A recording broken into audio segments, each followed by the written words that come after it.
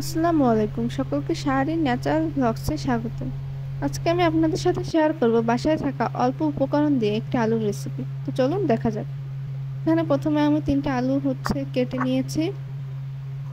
এখন এগুলোকে একটা পাতিলের মধ্যে পানি দিয়ে সিদ্ধ করতে হবে, হালকা একটু সিদ্ধ করে নিতে হবে। তো এর জন্য আমি এর মধ্যে আলুগুলো দিয়ে দিয়েছি পাতিলের মধ্যে। এখন দিয়ে দেব অল্প পরিমাণে পানি, বেশি সিদ্ধ করব না, অল্প একটু সিদ্ধ করে নিতে হবে।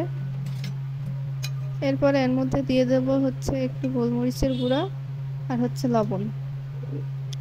লবণ দিয়ে ভালোভাবে ঢাকনা দিয়ে ঢেকে সিদ্ধ করে নেব। একটু নরম হলেই হবে, কারণ তেলে ভাজলে এটা পুরোপুরি সিদ্ধ হবে না। আর বেশি নরম করলে এটা ভেঙে যাবে, এর জন্য হালকা একটু সিদ্ধ করলেই হবে। এখন এটাকে আমি ঢেকে চুলের উপর দিয়ে দেব সিদ্ধ করার জন্য। আর এপাশে আমি একটা ব্যাটার রেডি করব। এর জন্য প্রথমে আমি কিছুটা আটা নিয়ে নিলাম। এখানে পরিমাণ মতো আলুর পরিমাণ বুঝে নিতে হবে, যতটুকু আলু ততটুকু। এখানে আটা নিয়ে নেব, আর নিয়ে নেব অল্প পরিমাণে চালের গুঁড়ো। চালের গুঁড়োটা দিলে এটা মশমশা হয়, এই জন্য একটু চালের গুঁড়ো দিয়ে দেবো।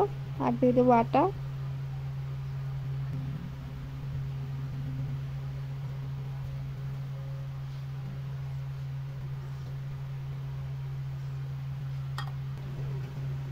আটা দেওয়ার পরে এখানে আমি দিয়ে দিচ্ছি মরিচের গুঁড়ো, আর দিয়ে দিচ্ছি গোলমরিচের গুঁড়ো, আর চাট মশলা, আর একটা ভাজা মশলার গুঁড়ো।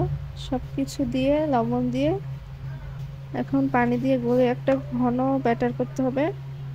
বেশি পাতলা হলে কিন্তু আলুর গায়ে লাগবে না। ঘন ঘন একটা ব্যাটার বানাতে হবে। আস্তে আস্তে অল্প অল্প করে পানি দিয়ে ব্যাটারটা বানিয়ে নিতে হবে।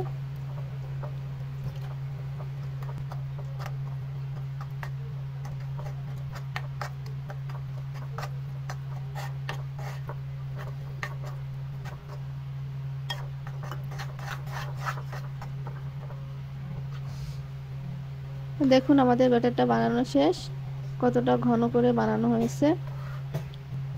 এদিকে আমার আলু সিদ্ধ শেষ। এবার আলুটাকে ভালো করে সেঁকে নেব, পানিটা ঝরিয়ে নেব। এবারে চুলের উপর তেলের কড়াইটা দিয়ে তেলটা গরম করে নেব। তেলটা গরম হয়ে গেলে এক এক করে সেই ব্যাটারের মধ্যে আলুটা ডুবিয়ে ডুবিয়ে দিয়ে দেব। এক এক করে আলুগুলো দিয়ে দিচ্ছি।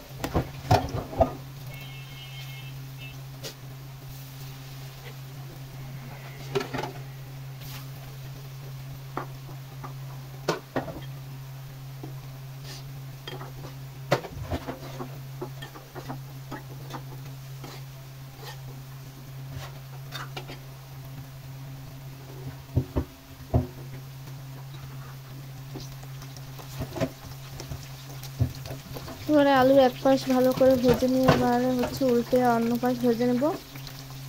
লাল লাল করে মশমশা করে ভাজতে হবে। আমার কিন্তু এক পাশ ভাজা শেষ, এবার অন্য পাশ ভেজে নিচ্ছি। অবশ্যই এটা কম আছে, একদম অল্প আছে ভেজে নিতে হবে, কারণ চুলার জালটা যদি বেশি থাকে তাহলে ভিতরে কাঁচা থাকবে কিন্তু উপর থেকে পুড়ে যাবে। আমাদের দুই পাশ ঠিক করে একদম লাল করে ভাজা হয়ে গেছে। এবার একটা পাত্রে তুলে নেব। দেখুন কতটা লাল লাল করে ভেজে নিয়েছি।